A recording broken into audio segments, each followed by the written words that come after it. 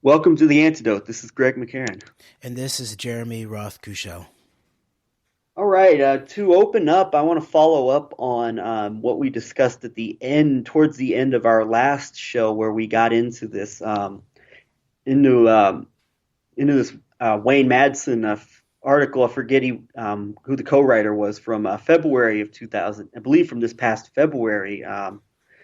Detailing or once again delving into the case of in a more detailed manner than I think pretty much anyone else has of this alleged incident in 1994 where Donald Trump and Jeffrey Epstein together were said to have sexually assaulted two underage women, not just Katie Johnson, who was said to have held a press conference with, I believe, the high-powered attorney Gloria Allred in the days prior to the 2016 election that was subsequently completely canceled, and you never heard from any of the parties involved in that again, but also of another girl who's named in this article as Maria. And this is And I don't believe it was Gloria Allred. It was someone else was the lawyer, I think. all right. Well, I thought it was. It was someone who would act in a similar type of capacity as a Gloria Allwood was. But thank you for the possible. I don't want to be correct on that, but anyway. So this not only was it Katie Johnson, but also another girl who was, I believe, from New York, named the name used in the article is Maria. So in following up on this context here, we have a couple of things Oh, here. it was Lisa Bloom, I think her name is, and she's the Ah, daughter of Gloria Allred. But it is the case that I think Katie Johnson had a sort of string of lawyers that seems to be part of the story, who sort of passed her on or abandoned her. Or at first she seemed to be on her own, and she originally filed as a Jane Doe, I think. So. Okay. Well, in any event, this event, as we talked about in our last show, and we talked about a little bit in the past, this is amazing. Just the absolute deafening silence from not just not just the alternative media, which seems to be very pro-Trump in one way or another. Whether it's the obviously the right, which is just very obviously very slavishly supportive of Trump, but also even the elements of the controlled left alternative media, which I think runs cover for Trump in other directions as it particularly relates to any type of real questions of any type of collusion and who the real forces are and powers are behind the election of Donald Trump. But the deafening silence of this case. Within the days prior to the election. We talked about that on the last show, and just the significance of it as it would tie into the possibility of there being a serious compromise effort linking a Donald Trump to Jeffrey Epstein. As of course it was Roger Stone who made the assertion that Trump never flew on the Lolita Express, therefore never went to Epstein's Island. Therefore, Trump is not in any way, shape, or form compromised by Epstein in a way that other politicians such as the Clintons are. And of course, this case here from 1994 provides a different light on that, in that if this is the case and if this event actually took place, then this would be another very significant way for Trump to be compromised by the same interest related to, of course, Jeffrey Epstein. And so in this regard, we talked about this as being very significant, and the fact that the media, there's deafening silence on this from all circles just about, with the exception of very, very, very few people. And I think that obviously Wayne Madsen's one of these very few people, I think lends credence to this, to there being something very real about this, and that this seriously needs to be looked into and investigated. And anyway, following up on what we discussed at the end of last week's show, there's a couple of angles to go with this that I think might shed a little bit of light. And we're not claiming anything here to be fact. This is just I think this is we're really just theorizing here more than anything. But I think it makes sense with regards to some of the things that happened. And one is the role of of the events just leading up to the election, where you had this massive, first of all, started within, I believe, as you said, within 30 minutes of the release of the infamous Access Hollywood tape of the first batch of the October, what became known as the October surprise, was released, of emails related to the Clintons and John Podesta, which eventually, over the course of days and weeks in October of 2016, eventually culminated in the release of the the Anthony Weiner laptops, and then that brought forth some of the more sensational theories related to the Clintons and their associates, things such as the Pizzagate narrative and the use of coded language to describe sex with underage minors and all this, and sexual criminality, combined with the spirit cooking and the Satanism aspect of some people some of the more questionable figures such as Alex Jones and Mike Cernovic and Jack Posobiec were pushing in the days leading up to the election, and there possibly being at some level a continuum between, or a correlation between this leaking of these events and an effort and a desire to keep any type of news or reporting on this Katie Johnson Maria incident from getting any type of traction. And then there's also possibly a role of one Michael Cohen, Donald Trump's consigliere and fixer, who we of course know as the person who basically paid hush money to Stormy Daniels and Karen McDougal to conceal Trump's relationships with them during the lead up to the election. But it appears that there's evidence that Michael Cohen's involvement in being a fixer for Trump and buying off and paying off people who could bring out damning information related to his sexual escapades just goes beyond these women. It may even it's a possibility it could go into something even as deep as this particular case here. So these are the two areas that we're going to analyze this very significant alleged incident here with Trump and Epstein and these underage, at the time, underage females. And so, Jeremy, I'll give you the floor to talk a little more about this. Thank you for that introduction, Greg. And what we're hoping to do too in today's show is to put this story in the context of even two other stories. One of them being the accusations via Breitbart. Joel Pollack writing an article based on Mark Levin's accusations of a Obama deep state conspiracy to wiretap Trump that eventually got put on Trump's desk. The article, apparently, that's when Trump comes out saying, I've been wiretapping, and I didn't realize this until the last few days, that the claims of wiretapping were actually based on a very specific FISA warrant that was sought by the Obama administration around this question of the apparent communications right in the meat of the 2016 campaign between the Trump Tower servers, the Alfa Bank servers, and Alfa Bank is basically a cutout of Russian intelligence, or it works hand in hand with Russian intelligence, and very prominent Putin close oligarchs are involved there. And then also this key missing piece of the DeVos's Spectrum Health was, if you added Spectrum Health to Alfa Bank, those two servers represented 99% of the lookups, the internet lookups for the Trump server. And so there's been some follow up on that story. And so looking back on it, you sort of see this, kit and caboodle story of trying to push this Breitbart interpretation via Pollack and Levin of this being a wiretap, and just sort of the general wiretapping of the Trump campaign, rather than a very specific question by cyber professionals about this question of the communication between the apparent communication between Trump server, Alpha server, and then the Spectrum Health server. That the most reasonable explanations I've seen now, based on the current reporting, is that this was very similar to the background of the money laundering, the money washing that's deep in the Trump and Trump organization's background, especially in relationship to the Russian, predominantly Jewish mafia. That this looks like proper explanation of it was that this was data washing of some sort, and that there was data on Americans being provided and databases being updated, and then analysis being likely shared with a bank tied into Russian intelligence that was then transmitted back into to be effective in the 2016 U.S. elections.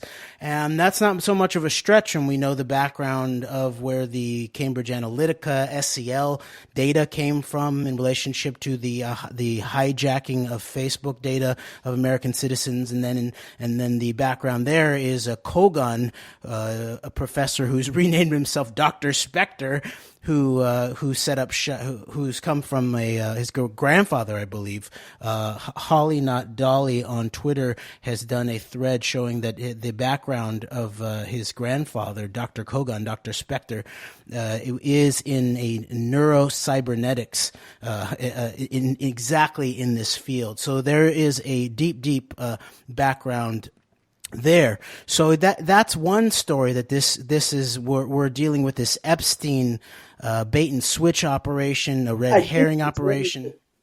To follow up on what you just said there, I think that in the process, I think a common connector between this particular story here with the Trump wiretapping, the allegations of the Obama deep state, wiretapping Trump Tower and basically monitoring him during his campaign was as a means to basically distract from this story that was about to break of the significance of the Alfa Bank and the Trump servers during the campaign, and also and then to combine that with these other stories here about using perhaps such events such as the whole Pizzagate narrative or other narratives related to the Clintons as a means to perhaps distract, perhaps not only from the damage that the Access Hollywood tapes did in terms of Trump's reputation, but also perhaps something deeper, such as events that may just prove Trump's own personal complicity in these type of criminal sexual acts. You see a combination here of any time that the pressure seems to be turned up on elements where there's really something really damning could perhaps be in the process of being released about Trump. The propaganda elements around Trump in the pro-Trump community will ratchet up and turn up the pressure against the other side, saying, see, look at how bad the other people are. And so I see that too, and I think that's important for propaganda purposes. Yes, that's a great point. So these sort of set of three key stories. One, the Epstein story, and specifically this story of Trump and Epstein in relationship to Maria and Katie Johnson and the legal processes that were beginning to get going and the investigation there that was then spun immediately into, it looks like, into things such as the Podesta emails and Pizzagate, and then followed up in 2017 further investigation of that, and some of the allegations are that things like QAnon and the focus of QAnon on these similar types of narratives is a follow-up on that. So that's one story. And then the second story is what I just mentioned about where this apparent communication of Trump Tower servers with Alfa Bank, basically Russian intelligence, Russian oligarch, deep state institution servers with the DeVos-connected Spectrum Health servers, turned in and washed into and red herringed out of the Breitbart, Joel Pollak, Mark Levin connection into Obama deep state wiretapping conspiracy, and then the third story to consider in this kind of structure, let's say. A sort of a structure of potential comprehension would be the question of the actual hacks versus leaks, the DNC data breaches and email breaches that it's now on the legal record out of the special counsel's office, who names the actual GRU officers who were involved in this, how they did it. And there's still some little bits of holes in that narrative, but that's the official legal presentation of what happened versus what became in the wake of that the pushing of that this was not a hack, this was a leak, this was a Seth Rich by implication leak, and the follow up of even people like this actually created a split within the veteran intelligence professionals for sanity when Ray McGovern and William Binney put out a document insisting that the data showed that this couldn't have been an external hack. It must have been an internal leak, and so I sort of we'll put aside the question of what the actual truth around that is. So far, the best explanation, it looks like to me, with the most data, is what's on the legal record at this point. Whether there's some missing pieces there or whether there's some potential errors or disinformation going on with that, I think we should wade into that in the future, and I would like to see this more openly discussed. And so we'll include links to the indictment of the GRU officers that proposes a very detailed record of what was done in relationship to the DNC and all of that, and we'll also include the allegations by the Ray McGoverns and Bill Binneys, and also include a write-up at Computer Weekly that does a really thorough rundown of this whole issue in relationship between these two narratives, called Britain Ran Pro-Kremlin Disinformation Campaign That Helped Trump Deny Russian Links. British IT manager and former hacker from Darlington ran a disinformation campaign that duped former U.S. intelligence agents and provided Donald Trump with manufactured, quote, evidence, unquote, to deny that Russia interfered with the U.S. elections. And so this is by Duncan and Campbell, published July 31st, 2018. So we'll include that. And that's a sort of interesting, critical take on the McGovern-Binney inside, let's call it inside job theory narrative of the emails that's in stark contradiction with the Mueller proposed legal record of GRU information external warfare operation.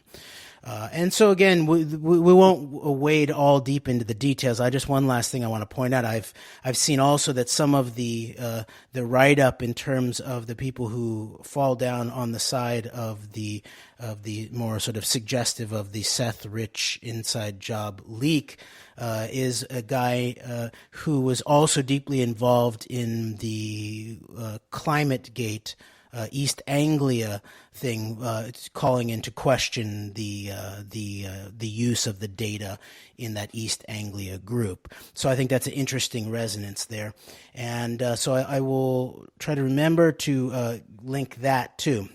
So putting all real quick, Jeremy, before we go any further, I want to go back real quick to when you brought up the stories of the wiretapping and the tracking and basically the surveillance of Trump during his campaign, which would be illegal in a time of a presidential campaign for intel, national security related, certainly to entities to take part in something like that, and the significance of that distracting away from this perhaps the story of these Russian Alfa bank servers really exploding perhaps in a major way. Also, just at the same time, around the same time as Pollack and Mark Levin via Breitbart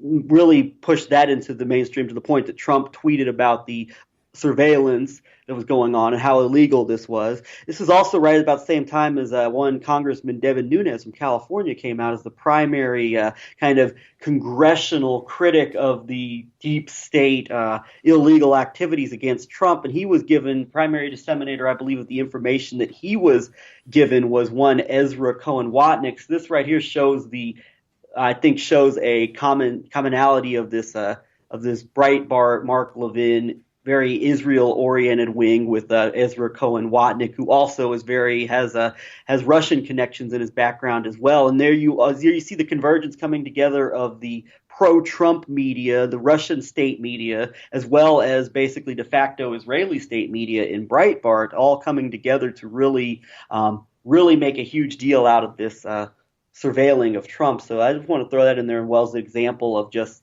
of how various groups, there's a confluence in working together of various groups and entities that are all interconnected at some level of shaping these counter narratives that just jump into place anytime it seems that anytime there's about to be any type of major leak or break in terms of covering any type of elements related to Donald Trump and his collusion efforts and people and entities really behind his election. So, and it is the case that it may not be even illegal for there to be counterintelligence style FISA surveillance of members of a political campaign, as long as it were not politically motivated.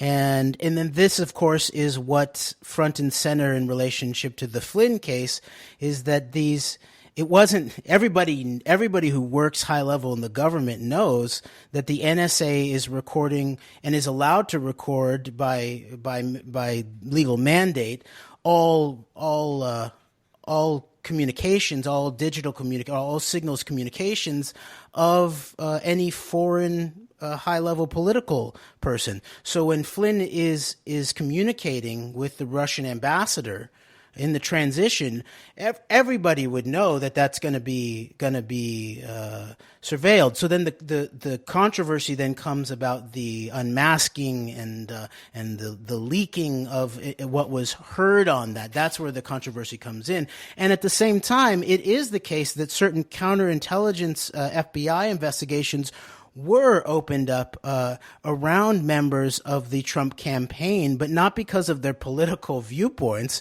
but because of their apparent stated intent and actual, running in circles with certain high-level Russian individuals, right? And so really, what this does, this Breitbart article, in a certain way, I'm sorry I didn't read this in the first place, because I sort of missed for a year or maybe even 2 years about this server story and how crucial it was. Because what this Breitbart article really does in the midst of it, and I pulled it up here, Mark Levin to Congress, investigate Obama's silent coup versus Trump, by Joel Pollack, March 3rd, 2017. And then he talks about radio host Mark Levin using his show to outline the known steps taken by President Barack Obama administrations in its last months to undermine Donald Trump's presidential campaign and later his new administration. Quote, Levin called Obama's effort, quote, police state, unquote, tactics, and suggested that Obama's actions, rather than conspiracy theories about alleged Russian interference in the presidential election to help Trump, should be the target of congressional investigation. And so then he used sources from the New York Times and Washington Post to go over it. And number one was this June 2016 FISA request. The Obama administration files a request with the Foreign Intelligence Surveillance Court to monitor communications involving Donald Trump and several advisors. The request, uncharacteristically, is denied. Yeah, because I believe that the case is that more than 99% of FISA requests are approved by the surveillance, the Foreign Intelligence Surveillance Court. Then number two, July, the Russia joke, they call it. WikiLeaks releases emails from the Democratic National Committee that show an effort to prevent Senator Bernie Sanders from winning the presidential nomination. In a press conference, Donald Trump refers to Hillary Clinton's own missing emails, joking, quote, Russia, if you're listening, I hope you're able to find the 30,000 emails that are missing, unquote. That remark becomes the basis of accusations by Clinton and the media that Trump invited further hacking. Okay, number three, October, Podesta emails. In October, WikiLeaks releases the emails of Clinton campaign chair John Podesta rolling out batches every day until the elections. creating new mini scandals. The Clinton campaign blames Trump and the Russians. And number 4, here's the big one, I'd say. October, FISA request. The Obama administration submits a new, narrow request to the FISA court, now focused on a computer server in Trump Tower suspected of links to Russian banks. No evidence is found, but the wiretaps continue, ostensibly for national security reasons. Andrew McCarthy at National Review later notes, the Obama administration is now monitoring an opposing presidential campaign using the high-tech surveillance powers of the Federal Intelligence Services. And then they go run through the release of the dossier in 2017 by BuzzFeed. Then they talk about Obama expanding NSA sharing in January of 2017 also. And so there's a lot more there. But this is the key one, because this is the one that Trump then picks up on. And the story is that this Breitbart story was put on his desk, on Trump's desk by an aide, and probably it was highlighted, or I'll bet, in order to get him to take it on. And then that's when he begins talking about the wiretap. So this idea of the wiretap, and that this was all about surveillance, sort of like it sort of sounds like when you talk about wiretap, like they're like listening directly to all of Trump's everyday communications, when what this is really about was a very limited in scope investigation, a cyber investigation of the actual data that would show what this communication, apparent communication between the Trump server, the Alfa Bank server, and the Spectrum Health server was all about. And this continued on a lot. Some of this actually became sort of separately investigated by cyber experts. And of course, these recent stories that have come out, and I think we've mentioned them before. One is from the New Yorker. Was there a connection between a Russian bank and the Trump campaign? A team of computer scientists sifted through the records of unusual web traffic in search of answers by Dexter Filkins, October 15th, 2018. This one also, I believe, it covers how the New York Times had, Eric Lichtblau was looking into this at the time, and was actually stood down in many ways in terms of the potency of this story. And then there was this headline that the New York Times ran basically a week before the election, that something the FBI investigation finds no clear tie between Trump and Russia. And so this reminds me of when we discussed Maggie Haberman in the past, and her role is, I think, the chief Washington, whatever her role is, very related to Washington and presidential politics in the White House at the New York Times, as the chief reporter, of her basically never really touching on anything that was really damning against Trump. So what this shows me here is that even while media, MSM, the never Trump media, the deep state's trying to destroy Trump. Well, on one hand, they constantly make hysteria out of the Trump-Russia connections. It seems there's actually a level of complicity in killing stories that are actually going to be the most damning, and proving perhaps the point that they're the talking points that they keep putting out there constantly. Exactly. So the so-called liberal conspiracy against Trump and the liberal fake news enemy of the people media, like the New York Times, actually turns out to be something much closer to things like cells within the FBI, apparently, surrounding areas like New York City, where there's actually some level of coordination to cover up for Trump, or to act on behalf of Trump, it looks like, more and more.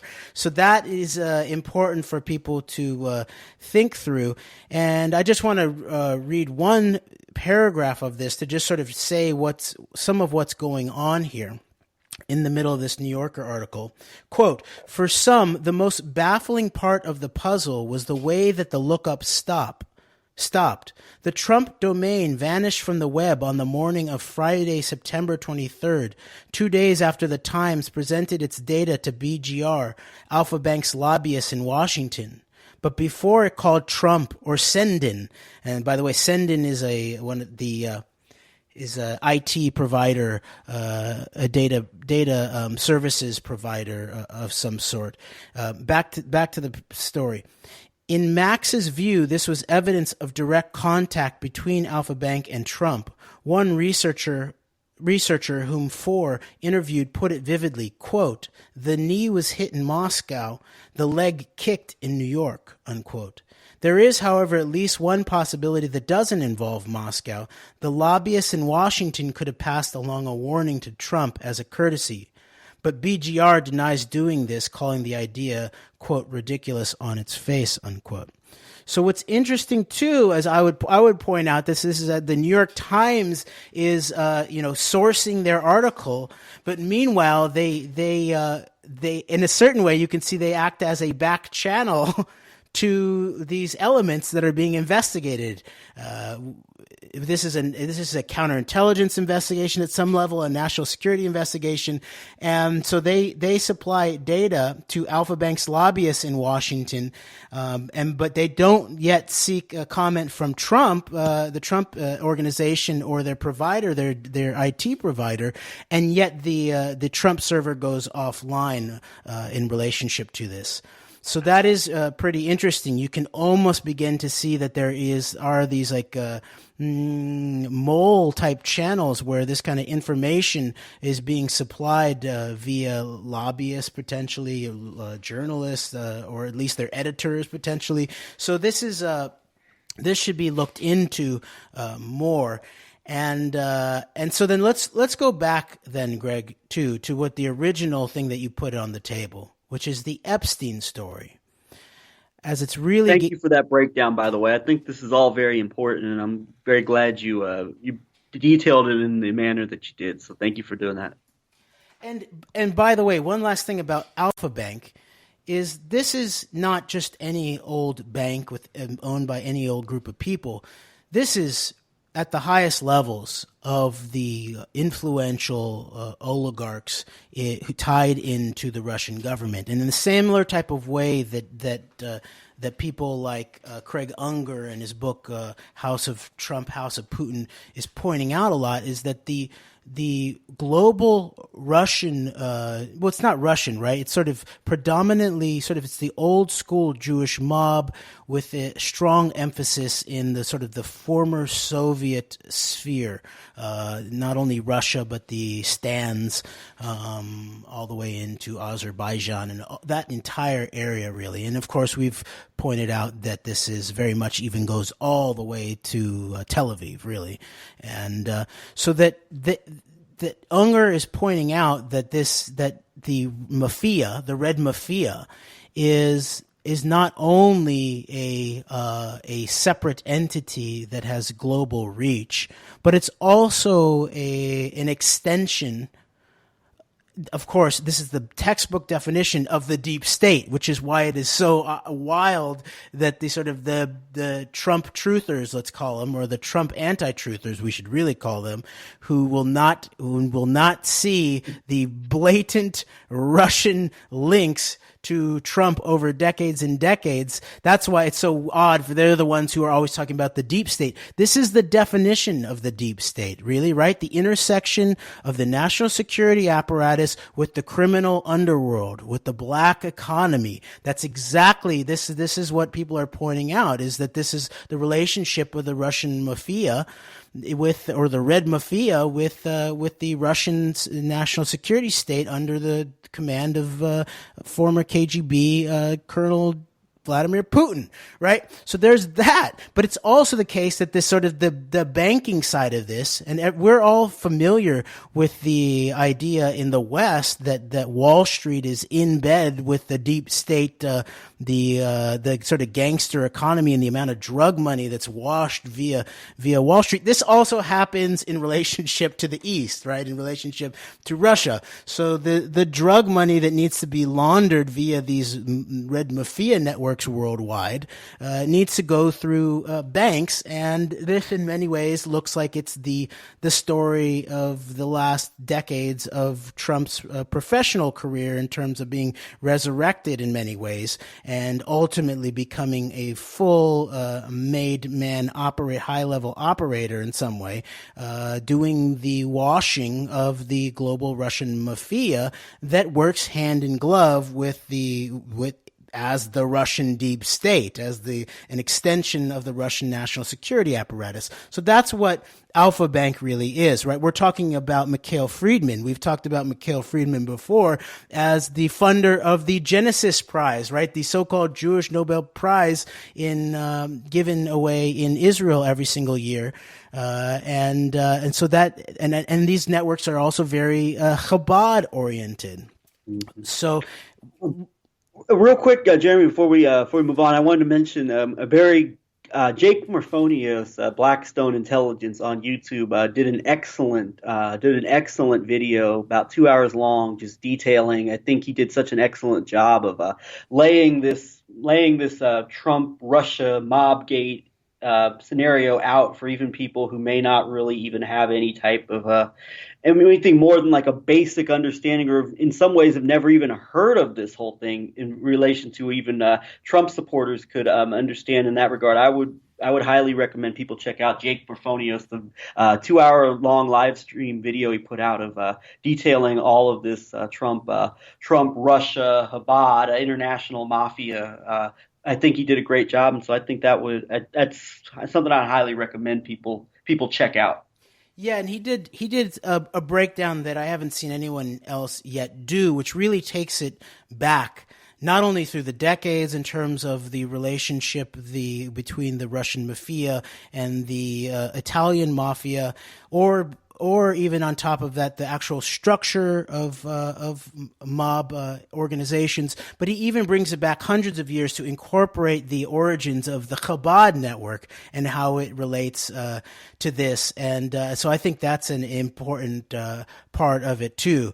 And then, so I wanted to bring in so you have Mikhail Friedman, who's part of this Alfa group, and many people even believe that Alfa group is really just a front in many ways, pretty directly, of something like the Mogilevich global network, which is an interesting supposition, and so that's one thing. The other key oligarchs involved with Alfa Bank are Peter Aven and then German Kahn, and German Kahn's son-in-law, Alex van der Zwaan, who's a Dutch national who worked for this really high-level key law firm, Skadden Arps, which I would actually put front and center, not only in things relationship to 9/11 and the ongoing cover-up, but also the payout of some of the family members, as Christopher Bolin's done the work on that. But I would also put Skadden Arps as front and center in things like the Global Talpiot program, where they are one of the key go-to firms in the United States of America, maybe the key go-to firm for legal administration around the Israeli high-tech sector. So the reason I mention them is that van der Zwaan has already been basically pled guilty, I think, to an indictment in the Mueller probe that was really about his involvement at Skadden Arps with writing up a report. Looks like it was, the intimation is, or the interpretation is that it was a sort of a falsified report about the Ukrainian situation and Julia Timoshenko, when Manafort's boy Yanukovych was locking her up after the fact. So there's that. So this is all tied in together. And then, so the last thing with the Alfa Bank is I just want to point out that in Crossing the Rubicon, The Decline of the American Empire at the End of the Age of Oil by Michael Ruppert, with a foreword by Catherine Austin Fitz, on page 72, and this is just to point out to the sort of the standard anti-imperialists that this is like the group that worked hand in hand with like the Cheney networks, the Halliburtons and all those. A direct drug link. I'm going to quote from page 72 of Crossing the Rubicon. The CPI report entitled, the Center for Public Integrity report entitled, quote, Cheney led Halliburton to feast at federal trough, unquote, written by by veteran journalists Newt Royce and Nathaniel Heller, describes how under 5 years of Cheney's leadership, Halliburton, largely through subsidiary Brown and Root, enjoyed $3.8 billion in federal contracts and taxpayer-insured loans. The loans had been granted by the Export-Import Bank and the Overseas Private Investment Corporation. According to Ralph McGeehee's CIA base, both institutions are heavily infiltrated by the CIA and routinely provide NOC, non-official cover, to its officers. One of those loans to Russian financial banking conglomerate, the Alfa Group of companies, contained $292 million to pay for Brown and Root's contract to refurbish a Siberian oil field owned by the Russian Tyumen Oil Company. The Alfa Group completed its 51% acquisition of Tyumen Oil in what was allegedly a rigged bidding process in 1998. An official Russian government report claimed that the Alfa Group's top executives, oligarchs Mikhail Friedman and Peter Oven, quote, allegedly participated in the transit of drugs from Southeast Asia through Russia and into Europe, unquote. Friedman and Oven, who reportedly smuggled the heroin in connection with Russia's Sointsevo mob family, that's the Mogilevich group, I believe, were the same executives who applied for the EXIM loans that Halliburton's lobbying later safely secured. As a result, Brown and Root's work in Alfa Tyumen oil fields could continue and expand. The CPI report reports allegations that organized criminal interests in the Alfa Group had stolen the oil field by fraud. It then uses official reports from the FSB, the Russian equivalent of the FBI, oil companies such as BP Amoco, former CIA and KGB officers, and press accounts to establish a solid link to Alfa Tyumen and the transportation of heroin. Okay, so this goes further and further into this background of the apparent drug running and the apparent connection of Alfa Bank to Russian and Colombian drug lords and all of that money washing, and how it's intimately connected to the Cheney, Halliburton, Brown and Root group. Okay, and and I'm glad you brought this up, because I think that this would fit in perfectly with when you see this confluence of these, George W. Bush administration hardliners closely affiliated with Dick Cheney, involved in involved in pretty deep levels. People such as John Hanna, who was, I believe, one of Cheney's chief of staffs in the later days of the Bush administration. And this shows right here, I think this is more credence to, or would give a demonstration as to why some of the more hardline war on terror enthusiasts during the Bush administration would be willing to line up with the Trump administration, as I do think it's a combination of interests related to Israel and also related to this international organized crime syndicate that has just basically created Donald Trump, that is at the center of, I think, at the end of the day, is largely at the center of so much of the Trump administration's foreign policy. So. Thank you for pointing that out. And so now that we've sort of taken us far afield from the original focus of the Epstein story, let's get right back into it, because it is a key moment right now, as it looks like that the importance and the nastiness of what's represented by the Epstein story and the dozens, if not maybe hundreds, very likely, of victims that have had their voices silenced and the justice really still undone, that there's a certain critical mass right now that's really beginning to wash through even the mainstream media. I even saw that a story in the Washington Post by one David Von Dreely, who I believe was at Time Magazine. He was a key writer at Time Magazine. I even remember I saw emails in the library case where library people were thinking that he was going to write a story about the library arrest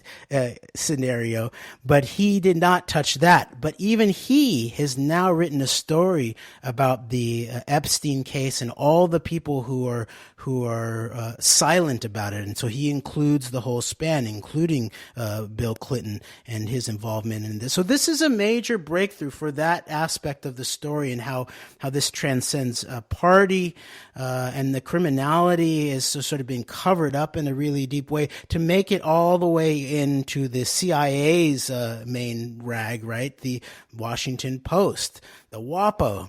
So this is a major moment, and it was the case also that last week, I think it was on Tuesday, that a civil suit that was really about defamation, I think, in relationship to Epstein defaming a lawyer for some of the victims who were suing him. There was a last minute a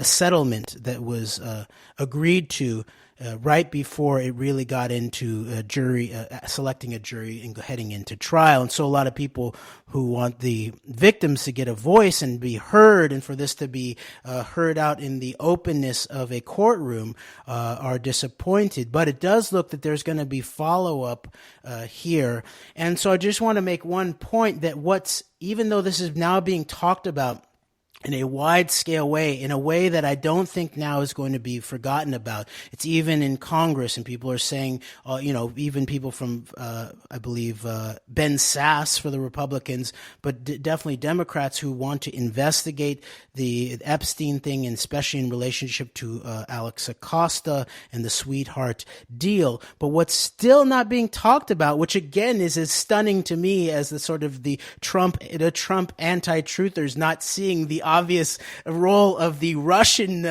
Israeli, let's call it, deep state in relationship to Trump, how it's out in the open at some level. There are some deeper questions about things that are not quite yet out in the open, such as the question of what was the server doing? Was that actually data washing, where they were using American people's medical records and then washing it through a Russian intelligence controlled bank, and then putting it back in through things like the Cambridge Analytica operation, and people like Jared Kushner as sort of like the cyber strategies are of the Trump campaign. Those are still questions that are yet to be fully answered, but out in the open is that this is definitely that Trump is a made man of the Russian-Israeli deep state. Let's say it like that, right? So they're ignoring the deep state aspects of that. But at the same time, this is as stunning to me, or it shows the level of blindness or willful hypocrisy in some way, that the sort of the people who are maybe in the mainstream media, what's seen as the liberal media or the resistance,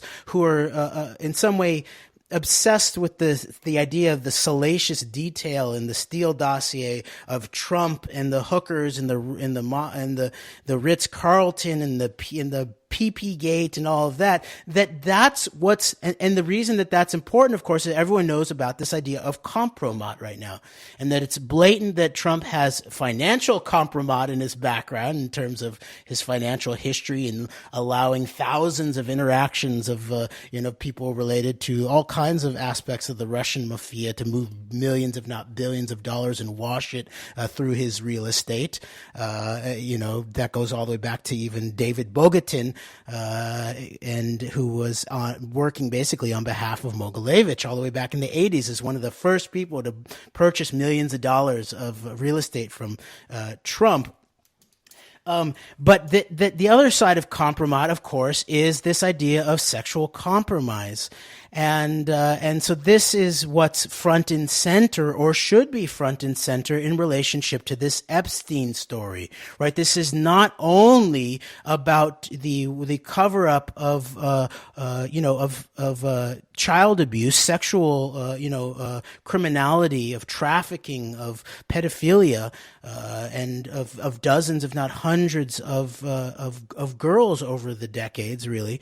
But this is also about issues of counterintelligence and national security, and that this has to do, we've pointed out that the background here is, it's pretty open now that there are cameras in the Epstein properties, right?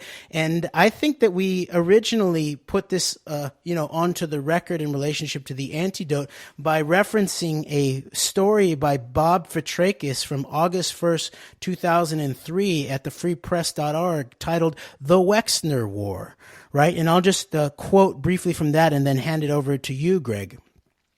Quote, we can only imagine limited founder and apparel magnate Leslie Wexner's consternation over the leaking of a document entitled Wexner Analysis, Israeli Communication Priorities 2003. The report was prepared for the Wexner Foundation and provides insight into Wexner's relationship with the State of Israel. As the Cleveland Plain Dealer noted, Wexner keeps his personal life, quote, under padlock, unquote. But what has surfaced over the years simply adds to his mystery. In the Shapiro murder file, personally ordered destroyed by Columbus Chief of Police James Jackson, Wexner is listed as an alleged organized crime associate. A December 1995 Architectural Digest article and a follow-up 1996 New York Times report detailed the inner sanctum of Wexner's former Manhattan townhouse, one of the largest in the city. And before I do this next quote from that article that he's quoting, let's point out that this, I believe, is where the alleged assaults and rapes of people like Maria and Katie Johnson that is alleged to have been done by people like Donald Trump and Jeffrey Epstein at this very likely specific Wexner townhouse. So now back into this article. Okay, quote from this is from, I believe, from this Architectural Digest. Quote, visitors described a bathroom reminiscent of James Bond movies, hidden beneath a stairway, lined with lead to provide shelter from attack and supplied with closed-circuit television screens and a telephone, both concealed in a cabinet beneath the sink, wrote the Times. The townhouse is now reportedly owned by Wexner's even more mysterious protege, Jeffrey Epstein. And one last paragraph here. Epstein, who recently loaned his jet to President Clinton, is usually seen in the company of Ghislaine Maxwell, daughter of deceased publishing tycoon Robert Maxwell. After Maxwell fell or was pushed off his yacht in 1991, it was revealed that he was working for the Israeli government and the Mossad, the Israeli intelligence service. While Maxwell's ties to the Mossad are well documented, Epstein's connections are less well known. The London Sunday Times quoted a New York Social Observer describing Epstein as follows. Quote, he's Mr. Enigmatic. Nobody knows whether he's a concert pianist, property developer, a CIA agent, or a math teacher, or a member of Mossad, unquote. New York Magazine claims Epstein is the man who moves Wexner's billions around the globe. And then it goes into the whole mega group and ties it back into originally of this Wexner Analysis, Israeli Communications Priorities memo report that was leaked. And by the way, that was written up by it was done by, what's his name again, Greg? Frank Luntz. Frank Luntz, who, by the way, is not only the sort of most prominent sort of PR guy in Republican circles, he's also an Arthur Finkelstein protege, one of Finky's kids. And so people should go back to our show about Finky's kids, because that also is at the epicenter at some of these unanswered questions, I believe, regarding the European sphere of the 11/9 Trump operation in relationship to the data hacking and WikiLeaks, and we'll link again to the article about the Budapest Bridge that talks about how Budapest in Hungary is the key locus of where people like Finkelstein, or actually Finkelstein himself, set up in regards to rolling out the Trump campaign and all of that. And the reason I bring that up, last thing before I pass it to you to take us to the end, Greg, is that what's not also mentioned in relationship to this Epstein thing is that, of course, Ghislaine Maxwell and her relationship to her father, Robert Maxwell, he's not only seen as a known Israeli Mossad member, he was also KGB, and he was also a business associate of one Semyon Mogilevich, which, by the way, the FBI set up a Budapest project to focus specifically on Mogilevich, and in people, including people like Lisa Page and Bruce Orr, have been, focused on this, on the Mogilevich and the Russian organized crime networks. And so isn't it interesting that these are the people being attacked frontally by Trump and Trump's surrogates as somehow part of the deep state, when these seem to be the people who've been most focused on rooting out, or at least identifying, some of these specific deep state Russian mafia, Russian Israeli gangster networks that seem to have propped up Trump over decades. Yeah, that's all great points there, and it would seem that based in that article, it mentioned Leslie Wexner. Mentioned it alluded to Leslie Wexner perhaps being involved in elements related to organized crime, and to me, it would seem like to me that something like the Mega Group, which Leslie Wexner was a key player in, would almost serve kind of as a domestic, as kind of maybe that is. It seems to me that this.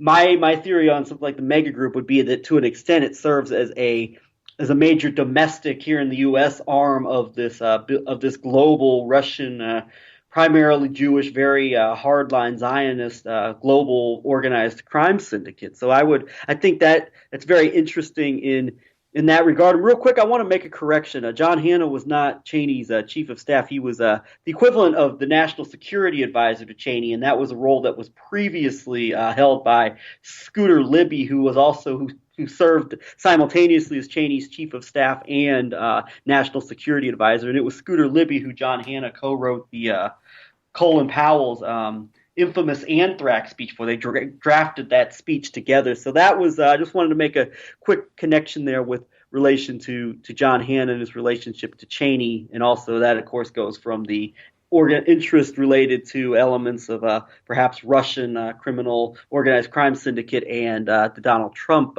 presidency. As you see this continuum and this common connection of Cheney hardliners in the Bush administration to the elements of the Trump foreign policy. So I wanted to say that real quick. And back to Jeffrey Epstein here, I think that all of this is something that we're not saying this is fact that this event took place, but I think that it's just as valid as anything you'll hear related to Epstein and any other politician or any other stories of possible sexual compromise taking place by this Epstein operation. I think that this is something that very seriously should be analyzed by any serious analyst, because this is gone. The silence on this story and the significance and the ramifications of it, not just the criminality of it, as awful as it is, but the possible ramifications of it have been completely there's been deafening silence by pretty much anyone with any type of platform in relation to this. So this is certainly something that needs to be